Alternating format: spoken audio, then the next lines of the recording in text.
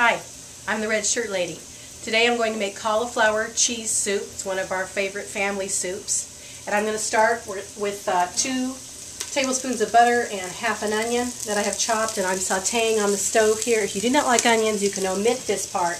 But I'm going to let those finish sauteing while I cut up the cauliflower. So, I've already rinsed this. I'm just going to take all the outside stalk off and show you how I chop it up. It does not have to look pretty because we are just putting this in soup. And if you wanted to, you could use frozen cauliflower. It would be probably equal to 2 1-pound bags for a good sized head of cauliflower like this. Alright, so I'm going to take my knife and go in at an angle where this stalk is. You can see I'm going at different angles to cut it out, and then just pull that out. And then I'm left with these big pieces, which I'm going to go ahead and just break up whatever breaks up easily, naturally by hand. And then I'm just going to take my knife and chop over the whole thing to bite-sized pieces. And like I said, this does not have to look good. You want to have some that are big enough so that people can see that it is cauliflower soup, but you want to have enough so that everybody gets some in every bite.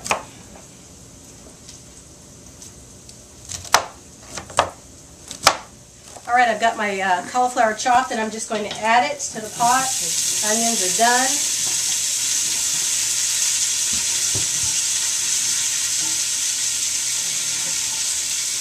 And we are just going to cover this with enough water so that it can cook, but not so much that it is swimming in it. So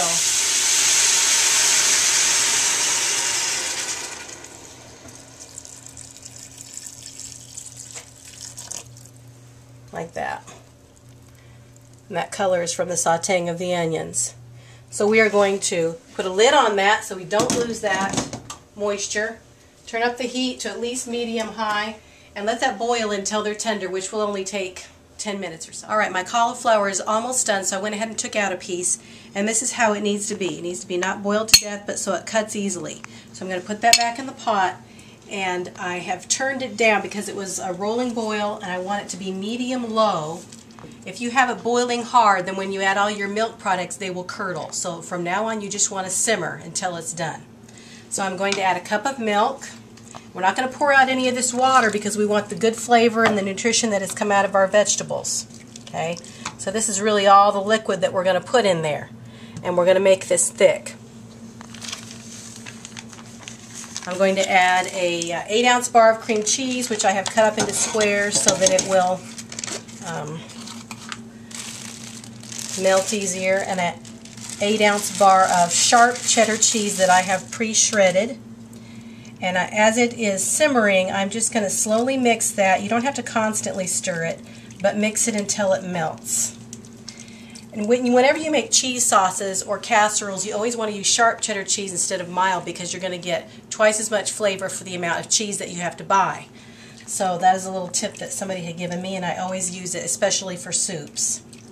And then I shred my own cheese, because if you buy the pre-shredded, first of all, it doesn't melt very well in products like this or in dishes like this, and then second of all, it is coated with an anti-caking agent, which is also bad for you. So I just kind of go by the motto that you need to eat foods as close to the way God made them as possible, because that's the way the nutrients assimilate into your body the best. Okay, this is how it looks when the cheese and the cream cheese are pretty much melted. I'm going to add a teaspoon of salt, and you're just going to have to taste on yours. It depends on how much water you put in there. If you like pepper, put a little pepper in there.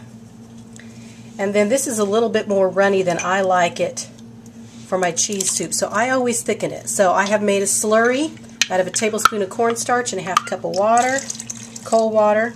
You dissolve that in there, and then you pour it in, and we want to bring this back up to a boil Not overboil it, but just barely boil it so that we don't curdle the soup again. But we have to do that in order to activate the cornstarch so it will thicken. Okay, now my cauliflower cheese soup is done.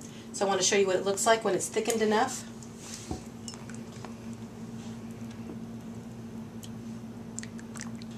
And this is really good served with cornbread, and that will be my next segment.